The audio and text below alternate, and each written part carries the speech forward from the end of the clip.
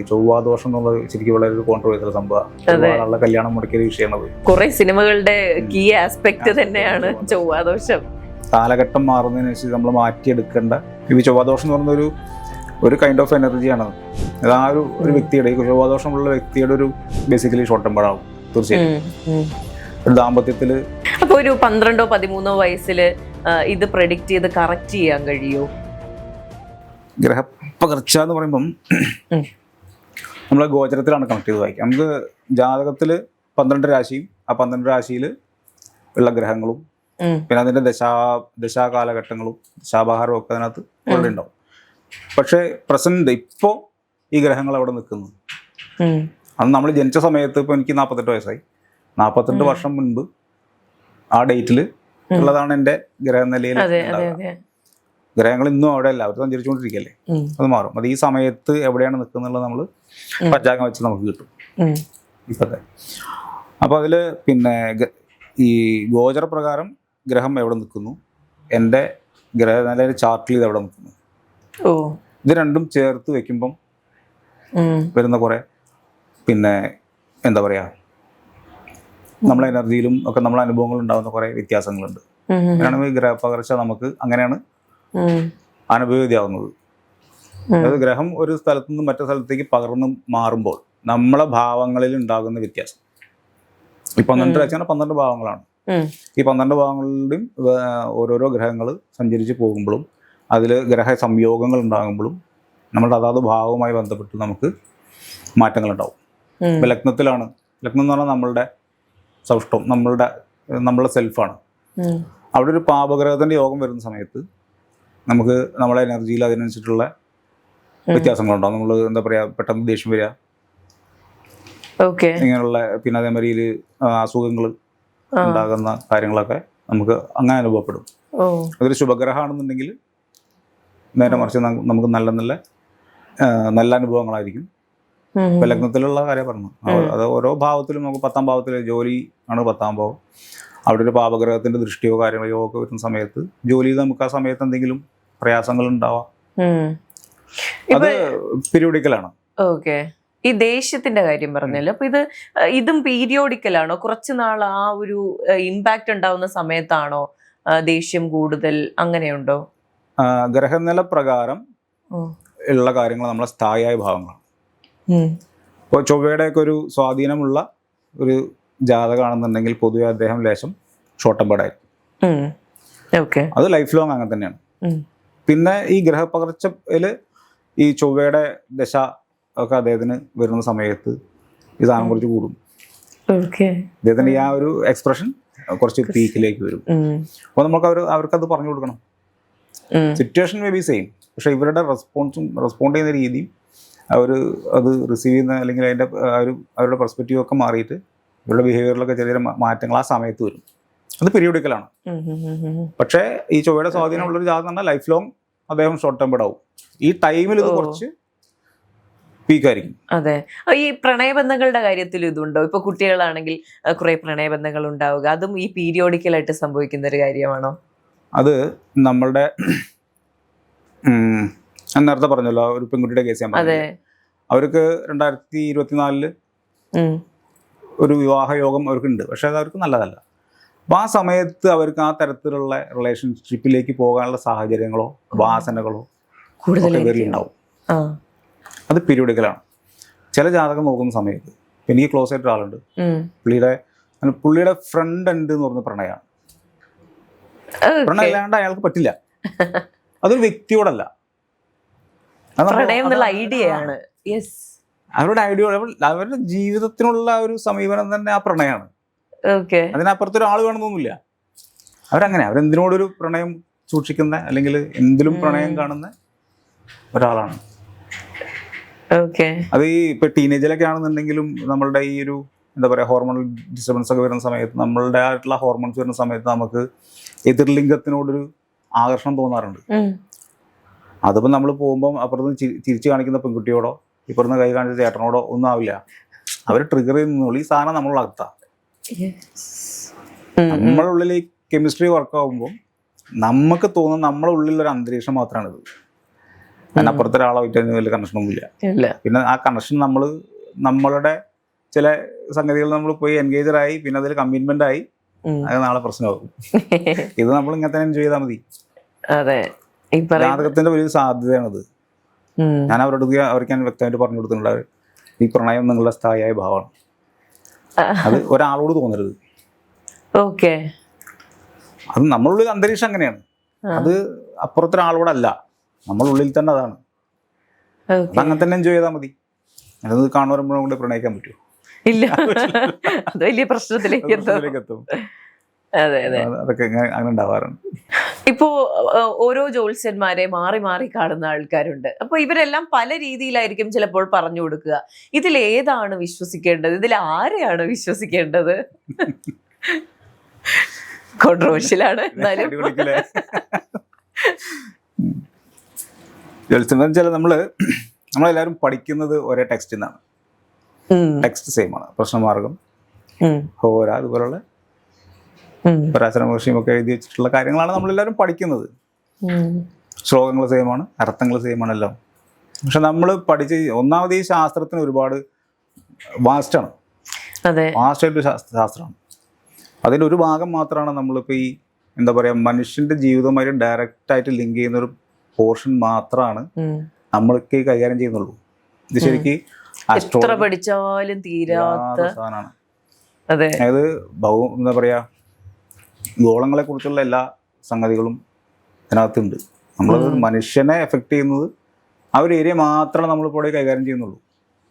പഠിച്ചാൽ തീരാത്ത അത്രയും അതിനകത്തുണ്ട്. അപ്പോൾ നമ്മൾ പഠിക്കുമ്പോൾ നമ്മളൊരു അഭിരുചി അതിലുണ്ടാവും. ഇപ്പം ഞാൻ ആസ്ട്രോളജി പഠിച്ച ഒരാളാണ്.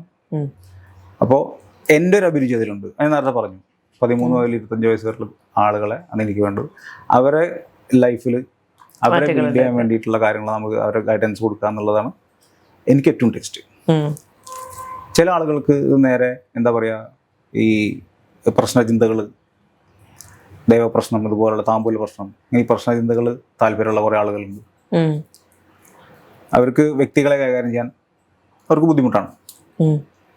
പക്ഷെ അവർ നല്ല പ്രശ്നകാരികളായിരിക്കും. ഏരിയ വേറെയാണ്. ചിലര് പിന്നെന്താ പറയാ, നമ്മളെ ഈ പൂജാവിധികളും പരിഹാരങ്ങളും ഒക്കെ പറഞ്ഞു കൊടുക്കുന്ന അത്തരത്തിലുള്ള ആൾക്കാരുണ്ട്.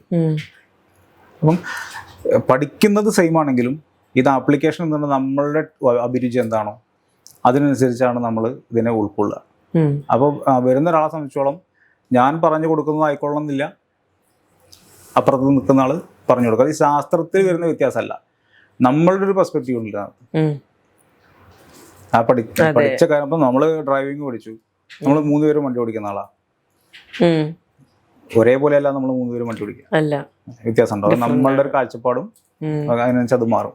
അത് ഡ്രൈവിംഗ് എന്നുള്ള വളരെ സിമ്പിളായിട്ട് സംഭവമാണ്. ഇത്തരം ഗഹനമായ ശാസ്ത്രങ്ങൾ കൈകാര്യം ചെയ്യുമ്പോൾ അതവിടെ നമ്മളെ പ്രസൻസ് ഓഫ് മൈൻഡ്, പിന്നെ നമ്മളുടെ ഉദ്ദേശശുദ്ധി, ഒരുപാട് കാര്യങ്ങൾ അതിൽ റിഫ്ലക്ട് ചെയ്യാനുണ്ട്. ഇതിൽ തെറ്റ് എന്നുള്ളതല്ല, തെറ്റ് എന്ന് പറയാനില്ല. അങ്ങനെ തെറ്റൊരാളങ്ങനെ പറഞ്ഞു കൊടുക്കില്ലല്ലോ.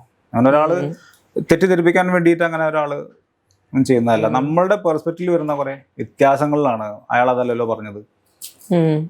ഇപ്പൊ ഞങ്ങള് പിന്നെ എൻ്റെ ഗുരുക്കന്മാരാണെന്നുണ്ടെങ്കിൽ എൻ്റെ കുളീസാർ ഞങ്ങൾ ഇരുന്ന് സംസാരിക്കാറുണ്ട്. ഈ ചൊവ്വാദോഷം എന്നുള്ളത് ശരിക്കും വളരെ ഒരു കോൺട്രോവേഴ്സ്യൽ സംഭവമാണ്. കല്യാണം മുടക്കിയ വിഷയമാണത്. കുറെ സിനിമകളുടെ കീ ആസ്പെക്ട് തന്നെയാണ് ചൊവ്വാദോഷം.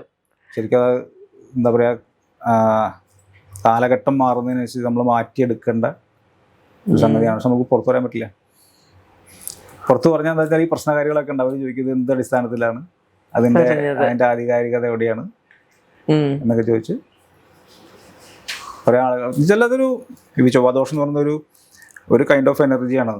അത് ആ ഒരു വ്യക്തിയുടെ, ഈ ചൊവ്വാദോഷമുള്ള വ്യക്തിയുടെ ഒരു വ്യക്തിത്വം എന്ന് പറയുന്നത് അയാൾ ബേസിക്കലി ഷോർട്ട് ടെമ്പറാകും തീർച്ചയായും. ഒരു ദാമ്പത്യത്തിൽ തീരെ പറ്റാത്തൊരു സാധനമാണ് ക്ഷമയില്ലായ്മ പറഞ്ഞാൽ വലിയ ബുദ്ധിമുട്ടാണ്.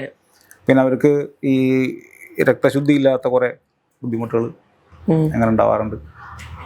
അതുകൊണ്ടൊക്കെയാണ് ഈ ചൊവ്വാദോഷമുള്ള ആളുകളെ നമ്മൾ ആ തരത്തിലുള്ള സെയിം വേവ് ലെങ്ത്തുള്ള ഒരാൾ വിവാഹം കഴിക്കുന്നതാണ് നല്ലത് എന്നാണ് അതിൽ പറഞ്ഞിട്ടുള്ളൂ. കാരണം അവർ മാറ്റി നിർത്തപ്പെടേണ്ടവരാണെന്നോ അവരെ കല്യാണം കഴിച്ച് നമ്മൾ മരിച്ചു പോകുന്നോ അങ്ങനെയൊന്നും എവിടെയും പറഞ്ഞു വെച്ചിട്ടൊന്നുമില്ല. അപ്പൊ ഒരു 12-13 വയസ്സിൽ ഇത് പ്രെഡിക്റ്റ് ചെയ്ത് കറക്റ്റ് ചെയ്യാൻ കഴിയോ? ഈ പറഞ്ഞ ഈ 12 ചൊവ്വാദോഷം പോലുള്ള മുന്നോട്ടുള്ള ജീവിതത്തിൽ ഇന്ന പ്രശ്നങ്ങൾ ഉണ്ടാകാൻ സാധ്യതയുണ്ട്, അതിനെ ഈ പ്രായത്തിൽ കറക്റ്റ് ചെയ്യാൻ കഴിയോ? ആ ഒരു പ്രായത്തിൽ എന്നുള്ളതല്ല, ഇപ്പൊ നമ്മളില് എനിക്ക് എന്തെങ്കിലും തരത്തിലൊരു സ്വഭാവ ദൂഷ്യം നിൽക്കുക, നിങ്ങളത് പറഞ്ഞു തരികയാണ്, നിങ്ങളുടെ സ്വഭാവത്തിൽ ഇങ്ങനെ ഒരു പ്രശ്നമുള്ളത് കൊണ്ടാണ് നിങ്ങൾക്ക് എന്താ പറയുക, നിങ്ങൾക്ക് പ്രൊഫഷണൽ ലെവലിൽ ഗ്രോത്തിലേക്ക് പോകാൻ പറ്റാത്തത്, അല്ലെങ്കിൽ നിങ്ങളെ പേഴ്സണൽ ലൈഫിൽ ഇങ്ങനെ ബുദ്ധിമുട്ടുള്ളത്, ആളുകൾ നിങ്ങളെ തരത്തിൽ നോക്കി കാണുന്നത് ഇങ്ങനെ ഒരു ബുദ്ധിമുട്ടുള്ളതുകൊണ്ടാണ് എന്ന് പറയുമ്പോൾ ഞാനത് ആണോ എന്ന് ഞാൻ ചോദിക്കുകയാണെങ്കിൽ ഒരു സാധ്യത ഉണ്ട്. ഒന്നുമില്ല ഉണ്ടാവേ, അത് കഴിഞ്ഞു, പിന്നെ അവിടെ ഒന്നുമില്ല. ആണോ എന്ന് ഞാൻ ചോദിക്കുമ്പം നിങ്ങൾക്ക് കുറേ കാര്യങ്ങൾ എനിക്ക് കോൺട്രിബ്യൂട്ട് ചെയ്യാൻ പറ്റും, പല തരത്തിൽ എൻ്റെ ആ ഒരു ക്യാരക്ടറിൽ വ്യത്യാസം വരുത്താനും, ഏത് സിറ്റുവേഷനിലാണ് എൻ്റെ ആ ഒരു സ്വഭാവം, അല്ലെങ്കിൽ ഇപ്പം ഞാൻ ഒരു ദേഷ്യക്കാരനാണ്, എവിടെയാണ് ഞാൻ ആ വളർന്നവരിൽ നിൽക്കുന്നത്, എവിടെയാണ് എൻ്റെ ദേഷ്യം പുറത്തു വരുന്നത്, അതിനെ നിയന്ത്രിക്കാൻ ഞാൻ എന്താണ് ചെയ്യേണ്ടത്, അല്ലേ? ഇതൊക്കെ പഠിച്ചാൽ എനിക്ക് എന്ത് ചെയ്യാൻ പറ്റും, മാറ്റാൻ പറ്റും. ഇത് വളരെ ബേസിക്കലി ചെയ്യാൻ പറ്റുന്ന ഒരു കാര്യമാണ്. ഇതിന് വേറെ ആപ്ലിക്കേഷൻ ലെവലിൽ നടന്നിട്ട് നമ്മൾ നിലനിൽക്കുന്നത് ഈ പഞ്ചപ്രാണനും പഞ്ചകോശങ്ങളിലും ഈ ഒരു അടിസ്ഥാനം വേറെ ഉണ്ട്. ആ ലെവലിൽ പോയിട്ട് ഇതിനെ നമുക്ക് അവിടെയും നമുക്ക് കറക്റ്റ് ചെയ്യാൻ പറ്റും. അങ്ങനെ ഒരു പോസിബിലിറ്റി. പക്ഷെ ആള് വില്ലിങ് ആവണം. അതായത് പണ്ട് മറ്റേ മനുഷ്യരിൽ മോലെ പറയുന്നുണ്ടല്ലോ ചികിത്സിക്കാം, പക്ഷെ ആദ്യം അയാൾ അഡ്മിറ്റ് ചെയ്യണം. എന്ത് എനിക്ക് ഭ്രാന്തുണ്ട് അയാൾ സമ്മതിച്ചാൽ മതി എന്ന് പറഞ്ഞ പോലെ എനിക്കിങ്ങനെ ബുദ്ധിമുട്ടുണ്ട്, അല്ലെങ്കിൽ എന്നെ കൊണ്ട് ഇങ്ങനെ പ്രശ്നമുണ്ടെന്ന് പറയുമ്പോൾ ഞാൻ അഡ്മിറ്റ് ചെയ്യണം. ഉണ്ടോ നോക്കാം എന്ന് ഞാൻ പറഞ്ഞാൽ അവിടെ ഒരു സാധ്യത അവിടെ തുറന്നു കിട്ടണം. മറിച്ചാണ് അയാൾ പറയുന്നത് നമുക്കൊന്നും ചെയ്യാൻ പറ്റില്ല. എന്ത് ചെയ്യാൻ പറ്റും? ഞാൻ എങ്ങനെയാണ് പറയാൻ പറ്റും. അതെ, ഇപ്പൊ ഈ ഈ പറഞ്ഞ ജാതകത്തിൽ ഒരു പ്രശ്നം കണ്ടെത്തി അതിന് പരിഹാരം പറഞ്ഞു കൊടുക്കുന്നു, പക്ഷെ ആ പരിഹാരം അങ്ങോട്ട് ഫലിക്കുന്നില്ല. അത് എന്തുകൊണ്ടാണ്? കറക്റ്റ് നിരത്തണ്ട ചോദ്യം വന്ന്. ഞാനിപ്പോ പഞ്ചപ്രാണനെയും പഞ്ചകോശങ്ങളെ കുറിച്ച് പറഞ്ഞു. അതായത് നമ്മൾ ഈ ഫങ്ഷൻ ചെയ്യുന്നത് ജീവനോടെ ഇരിക്കുന്നു. എനിക്ക് ജീവനുണ്ടെന്ന് നിങ്ങൾ കാണുന്നത് ഞാൻ ഈ സംസാരിക്കുന്നു, ഞാൻ ഇളകുന്നോണ്ടാ. ഞാൻ അങ്ങനെ കുറച്ച് ഇരുന്നാൽ നിങ്ങൾ ശരിക്കും വെച്ചോ. അപ്പൊ അങ്ങനെ പോയ ഒരാളാണെങ്കിൽ പോലും അയാളിൽ പ്രാണനും പഞ്ചപ്രാണനിൽ ഒരാളെ പുറത്തു വരുള്ളൂ. ബാക്കി 4 അവിടെ അപ്പോഴും ഉണ്ട്, പ്രസന്റ് ആണ്. കുറച്ച് സമയം എടുത്തിട്ടാണ് ഇവരൊക്കെ പുറത്തു പോകുള്ളൂ. ആ ഒരു തല അവിടെ കിടക്കുന്നുണ്ട്. പിന്നെ നമ്മുടെ പഞ്ചകോശ സിദ്ധാന്തം, അന്നമയ, പ്രാണമയ, മനോമയ, ആനന്ദമയ, വിജ്ഞാനമയ കോശം, ഇങ്ങനെ ആ 5 കോശങ്ങളിലാണ് നമ്മൾ ഫങ്ഷൻ ചെയ്യുന്നത്. ഇതൊന്നും നമുക്കറിയില്ല. ഇങ്ങനെ കുറേ കാര്യങ്ങൾ എൻ്റെ ഉള്ളിൽ നടക്കുന്നുണ്ടെന്നൊന്നും എനിക്കറിയില്ല. ഞാൻ ഇതൊന്നും ഒരു ബോധമില്ലാണ്ട് ഞാൻ ജീവിക്കുന്നത്. അങ്ങനെ ജീവിക്കുന്ന എനിക്ക് എന്തൊക്കെയോ പ്രയാസങ്ങളുള്ളപ്പം ഞാൻ ഒരാളടുത്ത് പോകുന്നു, പരിഹാരം. ഇപ്പം നേരത്തെ സംസാരിച്ച കാര്യം തന്നെയാണ്. വലിയൊരു ഹോമം എനിക്ക് വേണ്ടി നടത്തി. എന്നിട്ട് ഞാൻ പറയണ ആ ഹോമം നടത്തി എൻ്റെ പ്രശ്നമൊക്കെ തീർന്നു. തീരുമോ? തീരില്ല. അവിടെ നമ്മളെ ഇൻവോൾവ്മെന്റ് വളരെ ക്രൂഷ്യലാണ്. എന്ത് തരത്തിൽ ഇൻവോൾവ്മെന്റ്?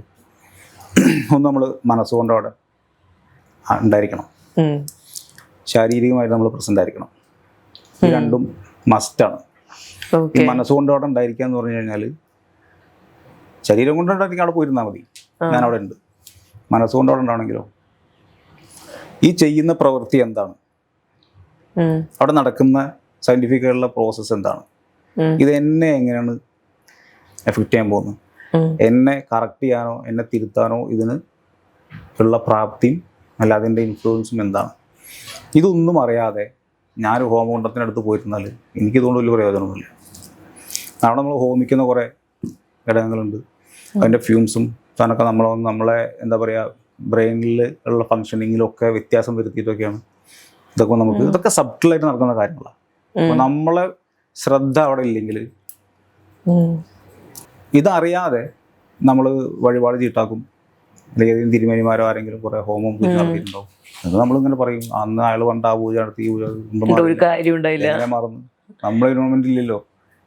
അതുപോലെ ഒരു ജ്യോതിഷന് കുറച്ച് പൈസ കൊടുത്ത് കുറച്ച് പരിഹാരം ചെയ്തുകൊണ്ടും കാര്യമില്ല, നേരിട്ട് ചെല്ലണം എന്നുള്ളതാണോ? നമ്മളെ our life is our making. അതന്നെയാണ് നമ്മളെ മറ്റേ എന്താ പറയാ നമ്മളെ ലേന മേഡത്തിന്റെ ഇതിലൊക്കെ പുള്ളി അത്രയും ശക്തമായിട്ട് താൻ പറഞ്ഞിട്ടുണ്ട്. ഇപ്പം നമ്മളെ കൂടെയുള്ള നമ്മളെ പോലെയൊക്കെയുള്ള ഒരാളാണല്ലോ അല്ലേ, കോമൺ ആയിട്ട് എന്താ പറയാ ആക്ട്രസ് അപ്പുറത്തൊന്നും ഉണ്ടായിരുന്നില്ല, അവർക്കൊന്ന് സംസാരിക്കാൻ കേൾക്കാൻ തന്നെ നല്ല രസമാണ്. ഇപ്പം നമ്മളുടെ ജീവിതം നമ്മൾ ഉണ്ടാക്കുന്നത് നമ്മളുടെ ഇന്നലകളുടെ പ്രവൃത്തിയാണ് നമ്മളുടെ ഇന്നുകളാണ് നമ്മുടെ നാളെകളെ ഉണ്ടാക്കുന്നത്. അപ്പോൾ നമ്മളുടെ ഇൻവോൾവ്മെന്റ് ഇല്ലാതെ അല്ലെങ്കിൽ നമ്മളുടെ ഇൻവോൾവ്മെന്റ് അല്ലാതെ ഒന്നും നമ്മുടെ ജീവിതത്തിൽ ഒരു മാറ്റം ഉണ്ടാക്കില്ല. അപ്പോൾ ജ്യോത്സ്യം എന്നുള്ള നിലയിൽ നമുക്ക് അവർക്ക് പറഞ്ഞു കൊടുക്കാൻ പറ്റുന്ന എന്താ, അവരെ എങ്ങനെ അവരുടെ ലൈഫിലേക്ക് പ്രസന്റ് ആക്കി നിർത്താൻ പറ്റും. നമ്മളെ ലൈഫിൽ മാത്രമേ പ്രസന്റ് അല്ലാത്തുള്ളൂ, ഒക്കെ എല്ലാവരും നമ്മൾ പ്രസന്റാ. കൂട്ടുകാരോടെ കറങ്ങാൻ പോകുമ്പോൾ, സിനിമ കാണാൻ പോകുമ്പോൾ ഫുള്ളാണ്. നമ്മളിലേക്ക് എത്തുമ്പോൾ അവിടെ നമ്മളില്ല, നമുക്ക് നമ്മളെ ശരിക്കും പേടിയാ. അങ്ങനെയാണ് പറയണത്. നമ്മൾ ഏറ്റവും കൂടുതൽ പേടിക്കുന്നത് നമ്മളെയാണ് അത്ര. അത് കേട്ടപ്പോൾ എനിക്കും കുറച്ച് ബുദ്ധിമുട്ടായിരുന്നു മനസ്സിലാക്കാനായിട്ട്. അത് പറഞ്ഞു തന്നത് ദോഷമുണ്ട് കാസറ്റിന്ന് കേട്ടാണ്. ഒരു വ്യക്തി ഏറ്റവും കൂടുതൽ പഠിക്കുന്നത് അയാളുടെ ഉള്ളിനെ ആളുകൾ പേടിക്കുന്നു. കാരണം അവിടെ ട്രമൻഡസ് പോസിബിലിറ്റി, നല്ല പൊട്ടൻഷ്യൽ ഉള്ള ആൾ അതിൻ്റെ അകത്തുണ്ട്. അറ്റൻഡ് ചെയ്താൽ പണിയെടുക്കുന്ന ജോലി ചെയ്യുന്നത് മാത്രമല്ല, അത് ഓപ്പൺ അപ്പ് ആയി കഴിഞ്ഞാൽ നമ്മൾ എന്തായിത്തീരും നമുക്ക് പറയാൻ പറ്റില്ല. നമുക്കൊന്നും വേണ്ട, നമുക്ക് ഇങ്ങനെയൊക്കെ പോയാൽ മതി. വൈകുന്നേരം സിനിമയ്ക്ക് പോകണം, കൂട്ടുകാരോട് പോകണം, അങ്ങനെയൊക്കെ മതി. ഇങ്ങനെ പോയാൽ മതി. അകത്തുള്ള ആള് എന്ന് പറഞ്ഞാൽ ശരിക്കും അത് സോഴ്സ് ഓഫ് ക്രിയേഷനാണ് അകത്ത് കിടക്കുന്നത്. നമ്മൾ ഈശ്വരൻ എന്നൊക്കെ വിളിക്കുന്ന സെയിം ഫോഴ്സാണ്, ആ എനർജിയാണ് നമ്മൾ അകത്ത് കിടക്കുന്നത്. അവിടെ അത് പോയി ടച്ച് ചെയ്യാന്ന് പറഞ്ഞാൽ സിമ്പിൾ ആയിട്ടുള്ള പണിയല്ല, ടച്ച് ചെയ്താൽ കിട്ടാൻ പോകുന്ന സിമ്പിൾ ആയിട്ടുള്ള പണിയല്ല. അപ്പൊ നമുക്ക് ഏറ്റവും കൂടുതൽ നമുക്ക് നമ്മൾ പേടിക്കുന്നത് നമ്മളെ തന്നെയാണ്. അത് നരേഷൻ കേട്ടപ്പം ഇത് കൃത്യമായിട്ട് എനിക്ക് മനസ്സിലായി, അത് തന്നെയാണ് സാധനം. അതെ. അപ്പോൾ ഒരു വ്യക്തിയുടെ ജീവിതത്തിൽ ഒരു ജ്യോത്സ്യന്റെ സ്ഥാനം എന്താണ്, എങ്ങനെയാണ് അത് പ്രായോഗിക ജീവിതത്തിൽ പ്രാവർത്തികമാക്കേണ്ടത്? അവിടെയാണ് നമുക്കൊക്കെ എന്തെങ്കിലും ചെയ്യാനുള്ളത്. ശരിക്കും ഒരു ജ്യോത്സ്യൻ എന്ന് പറയുന്നത് മറ്റേ ഒരു സിനിമയിലുണ്ട്, ഇപ്പൊ സമയം നോക്കാൻ പറ്റും, അത് 2 മണി. ഒരു ജ്യോത്സ്യൻ അതല്ല. നമ്മളൊരു വ്യക്തിയുടെ ജാതകം വായിക്കുന്ന സമയം തൊട്ടിട്ട് അതൊരു ലൈഫ് ലോങ് റിലേഷനാണ്. നമുക്ക് അവർക്ക് നമ്മളെ ഉപേക്ഷിക്കാം, നമുക്ക് അവരെ ഉപേക്ഷിക്കാൻ. ഞാൻ നോക്കിയ ജാതകങ്ങളൊന്നും ചട്ടായിട്ട് എന്നുള്ളതല്ല, പക്ഷെ ഒരു സാധനം എൻ്റെ മെമ്മറി ഇപ്പോഴും കിടക്കുന്നത് ഉണ്ടാവും. കാരണം അവരെക്കുറിച്ച് അവരുടെ സാധ്യതകളെ നമുക്കറിയാം. വളരെ പൊട്ടൻഷ്യൽ ആൾക്കാരുണ്ടാവും. അവരുടെ പ്രയാസങ്ങളെ നമുക്കറിയാം. ചിലർക്ക് ഇത്ര പറഞ്ഞു കൊടുത്താലും മനസ്സിലാവുകയില്ല, തലയിൽ കയറില്ല. പക്ഷെ നമ്മളിങ്ങനെ എന്നത് അകത്തില്ലേ ഇങ്ങനെ എപ്പോഴും ഉണ്ടാവും. നമുക്ക് അവരെ ഒഴിവാക്കാൻ പറ്റില്ല, അവർക്ക് നമ്മൾ ഒഴിവാക്കാം. പൈസ തന്നാൽ അവർ പോകും. പക്ഷെ നമുക്ക് ചിലപ്പോൾ മനസ്സിൽ ചിലതൊന്നും നമുക്ക് വിടാൻ പറ്റില്ല. ശരിക്കും ജ്യോത്സ്യൻ്റെ സ്ഥാനം എന്ന് പറയുന്നത് ശരിക്കും അത് മെൻറ്ററാണ്. ശരിക്കും മെൻറ്റർഷിപ്പാണ് ഒരു ജ്യോത്സ്യൻ കൊടുക്കേണ്ട ഏറ്റവും വലിയ സർവീസ്. അതൊക്കെ നോക്കാമെന്ന് മാത്രമല്ല, ആ വ്യക്തി എന്താണ്, അയാൾക്ക് എന്തായി തീരാൻ പറ്റും, നല്ല പൊട്ടൻഷ്യൽ എന്താണ്, എല്ലാം ആ വ്യക്തി കറക്റ്റായിട്ട് പറഞ്ഞു കൊടുക്കുക. എല്ലാ വർഷങ്ങളിലും കറക്റ്റായിട്ട് സിമ്പിളാണ്. അയാളുടെ ഡേറ്റ് ഓഫ് ബർത്ത് അല്ലെങ്കിൽ അയാളെ പിറന്നാൾ, ഒന്നുകിൽ ഡേറ്റ് ഓഫ് ബർത്തിനായിരിക്കും അല്ലെങ്കിൽ ആ നാളിലായിരിക്കും അവർ ആഘോഷിക്കുന്നുണ്ടാവുക. ആ ഒരു ദിവസം ഈ ജ്യോത്സ്യനോട് കൊണ്ട് എന്താ ബുദ്ധിമുട്ട്? കറക്റ്റായിട്ട് വർഷത്തെ കാര്യങ്ങളൊക്കെ പ്ലാൻ ചെയ്തോടെ. ആ മെൻറ്ററിങ് എന്ന് പറയുമ്പം നമ്മൾ ഈ ജാതകം നോക്കുക എന്നുള്ളത് മാത്രമല്ല, മെൻറ്റർഷിപ്പ് എന്ന് പറഞ്ഞാൽ ഒരു വലിയ ഉത്തരവാദിത്തമാണ്. എന്നുവെച്ചാൽ ആ വ്യക്തിയുടെ സാധ്യത നമ്മൾ പറഞ്ഞു കൊടുത്തോണ്ട് തീരില്ല. പറഞ്ഞു കൊടുത്തിട്ട് അയാളത് ചെയ്യുന്ന സമയത്ത്, നമ്മൾ ആക്ഷനിലേക്ക് പോകുന്ന സമയത്ത് ഇവർക്ക് എന്തെല്ലാം പ്രശ്നങ്ങളുണ്ടാവും. സെൽഫ് ഡൗട്ട് ആദ്യത്തെ ശത്രുവും, ഫിയർ ഓഫ് ലോസ് അടുത്തത് വരും. ഇങ്ങനെ പല ഫ്രസ്ട്രേഷൻസ് വരും. തീർച്ചയായിട്ടും ഇതൊക്കെ വരുന്ന സമയത്തും ഇവരൊക്കെ പോയിട്ട് ആരോടാ ഒരു അഭിപ്രായം എടുക്കുക? സാധാരണഗതിയിൽ സുഹൃത്തുക്കളോടൊക്കെയാണ് ചോദിക്കാറുള്ളത്. അതായത് നമ്മൾ ഈ അഭിപ്രായങ്ങൾ ചോദിച്ചിട്ടും ഒക്കെ ചെയ്യുന്ന കാര്യം നമ്മളതിനെക്കുറിച്ച് ബോധമില്ലാത്തതുകൊണ്ടാണ്. നമ്മൾ ലൈഫ് എനർജിനെയാണ് കളിക്കുന്നത്. ഇതേ ഉള്ളൂ നമ്മളെ കയ്യിൽ. ഇതിനാണ് നമ്മൾ ഒരു വിലയില്ലാതെ ആരുടെയെങ്കിലും അഭിപ്രായം എടുത്തിട്ട് നമ്മൾ തട്ടിക്കളിക്കുന്നത്. എൻ്റെ ലൈഫ് എനർജി എന്താണ്, എൻ്റെ ഒരു കൈൻഡ് ഓഫ് സാധനം എന്താണെന്ന് കറക്റ്റായിട്ട് പറഞ്ഞു തരാൻ പറ്റുന്ന ഒരാളടുത്ത് ഇത് ചോദിച്ചാൽ, ആ ഗൈഡൻസ് കറക്റ്റ് കിട്ടുകയാണെന്നുണ്ടെങ്കിൽ അതിനെ കറക്റ്റായിട്ട് ഉപയോഗിക്കുകയാണെന്നുണ്ടെങ്കിൽ നമ്മുടെ ജീവിതത്തിൽ എന്താ പറയുക, നമ്മൾക്ക് എന്ത് സാധ്യതയാണുള്ളത് അത് മാനിഫെസ്റ്റ് ചെയ്യും. അതെ, ആ സാധ്യത തന്നെ കൊണ്ട് കളയുന്നു. അതായത് സമയാസമയങ്ങളിൽ അവർ എന്തെങ്കിലും പ്രശ്നങ്ങൾ വരുന്ന സമയത്ത് സംസാരിക്കാൻ നമുക്ക് മനസ്സിലാവും ഇത് സെൽഫ് ഡൗട്ടാണ്, മറികടക്കണം എന്താ വേണ്ടത് നമുക്ക് പറഞ്ഞു കൊടുക്കാൻ പറ്റും. ആ പരിഹാരം നമുക്ക് എന്ത് ചെയ്യാം, എന്തായാലും ജാതകത്തിലോ ഒന്നുമല്ല, അത് പ്യോർ സൈക്കോളജിയിൽ നമുക്ക് കൊടുക്കാൻ പറ്റും. അല്ലേ? അപ്പോൾ അവർക്ക് അങ്ങനത്തെ ആളുകൾക്ക് തീരെ ഡൗൺ ആയിട്ടുള്ള ആൾക്കാരാണെങ്കിൽ അവർക്ക് വേണമെങ്കിൽ നമുക്ക് പറയാം, നമ്മൾ ഏതെങ്കിലും മോട്ടിവേഷൻ ക്ലാസ്സിൽ പോകും. നേരത്തെ പറഞ്ഞ പോലെ അഭിഷാദ് സാറിന് അവിടെ ഉപയോഗിക്കാം. എന്തിനാണ് ഉപയോഗിക്കുന്നത്? അവിടെ ക്ലാരിറ്റി വന്നു. ഈ ക്ലാരിറ്റി ഇല്ലാത്തതുകൊണ്ട് കൊടുക്കുന്ന പൈസ ഒക്കെ വെറുതെ പോകുന്നു. അപ്പം ഒരു ജ്യോത്സ്യന്റെ ഒരു സാധാരണക്കാരൻ്റെ ജീവിതത്തിലെ സ്ഥാനം എന്ന് പറയുന്നത് ശരിക്കൊരു മെൻറ്ററുടേതാണ്. പുറത്തൊക്കെ ആണെന്നുണ്ടെങ്കിൽ ഈ മെൻറ്റർഷിപ്പ് സർവീസുകൾ ഇഷ്ടം പോലെ അവൈലബിൾ ആണ്. നല്ല പെയ്ഡാണ് അവരൊക്കെ. കാരണം എന്താ വെച്ചാൽ അവർക്ക് അറിയാം എങ്ങനെയാണ് ജീവിക്കുന്നത്. ഇവിടുത്തെ ഒരു സാധാരണക്കാരനെ സംബന്ധിച്ചോളം ഇങ്ങനൊരു സാധ്യത ഉണ്ടെന്നോ അല്ല ഇങ്ങനെയാണ് ഞാൻ എൻ്റെ ലൈഫ് കണ്ടക്ട് ചെയ്യേണ്ടതെന്നോ ഇവർ അവബോധമില്ല. ഒരു സർട്ടൺ ലെവലിൽ കിടക്കുന്ന ഒരു മിഡിൽ ക്ലാസ്സിലുള്ള ആളുകൾക്കൊന്നും ഇതിനെക്കുറിച്ചുള്ള ധാരണയൊന്നുമില്ല. എനിക്കൊന്നും അതാണ് സർ ആദ്യം പറഞ്ഞത്. ഒരു മുകൾ തട്ടിൽ ജീവിക്കുന്ന കുറെ പേർ അടുത്ത ഒരു വർഷത്തേക്ക് പ്ലാൻഡ് ആണെന്ന് പറഞ്ഞത് അവിടെയാണ് ആപ്ലിക്കബിൾ ആവുന്നത്. നമ്മളെ ഗുരുനാഥന്മാരൊക്കെ അറ്റൻഡ് ചെയ്യുന്ന കുറെ കേസുകൾ എനിക്കറിയാം. പേര് പുറത്തറിയാൻ പറ്റില്ല, അറിയാം അവരൊക്കെ എന്താ ചെയ്യുന്നുള്ളൂ. ഒരിക്കലും അവർ കഴിഞ്ഞു പോയൊരു കാര്യത്തിനോ അവരുടെ ജീവിതത്തിൽ ഇപ്പോൾ സംഭവിച്ചുകൊണ്ടിരിക്കുന്ന ദോഷങ്ങൾക്കോ അല്ല ഇവരൊന്നും വീട്ടിൽ ഈ ഹോമങ്ങളോ കാര്യങ്ങളൊന്നും ചെയ്യുന്നു. മുന്നോട്ടുള്ള ഒരു വർഷത്തേക്കുള്ള പ്ലാൻ ഇവരൊക്കെ എല്ലാം ചെയ്യുന്നു. ലൈഫിൽ പ്രോസ്പെരിറ്റി ഉണ്ട്. അല്ലാത്ത ഒരാളെ സംബന്ധിച്ചോളം ഇതൊന്നും അറിയാത്ത ആള് എല്ലാം പ്രശ്നങ്ങളായതിനു ശേഷമാണ് നമ്മൾ സൊല്യൂഷൻ തിരഞ്ഞു പോവുക. ഒന്നും പ്രീ പ്ലാൻ അല്ല.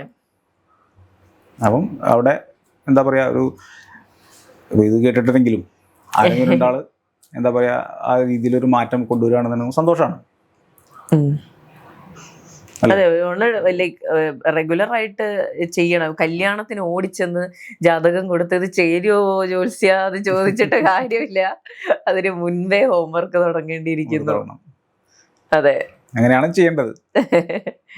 ഓക്കെ, അപ്പൊ അതിന് നല്ലൊരു മെന്റർഷിപ്പ് നമുക്ക് കൊടുക്കാൻ പറ്റും പ്രോപ്പറായിട്ട്. അതിന് ഒന്നിനോടല്ല, നമുക്ക് നമ്മളെ ജീവിതത്തിനോട് കമ്മിറ്റ്മെന്റ് ഉണ്ടെങ്കിലാണ് ഇതെല്ലാം നമുക്ക് ഉപയോഗിക്കാനും ഒക്കെ കഴിയുള്ളൂ.